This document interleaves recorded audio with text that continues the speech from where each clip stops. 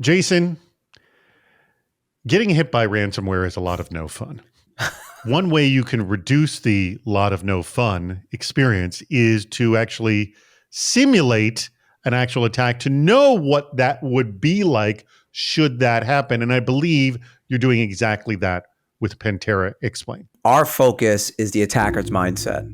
So if you can behave and think like the attacker, you'll know if you're really ready. So we coined the term ransomware ready. That's a good term. If someone were to ask and say, David, are you ransomware ready? How would you respond? And you don't really know until you've run the real exercises with real payloads and real TTPs, tools, techniques, and procedures of some of these families. You're actually doing a ransomware attack to see if the tools that we have enabled to hopefully stop this actually function. So explain. Really, ransomware, it's malware. So when we're talking about that, we can even take a step back and say, okay, are the controls going to understand or see and stop when a binary is uploaded to a machine? But then it goes a little bit more than that, right? Because we know ransomware is behaving a very specific way.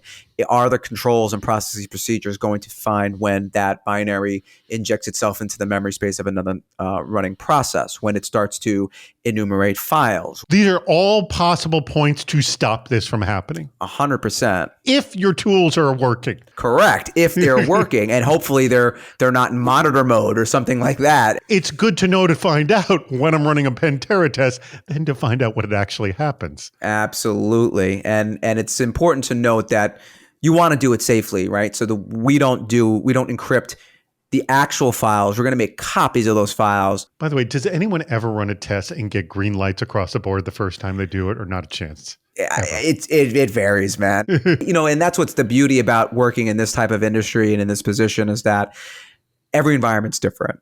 Mm-hmm. So no one is 100% ever. It's just at the degree of on where the scale are you, and it's okay to not be okay, but that's why you leverage us, so you can get to a better state.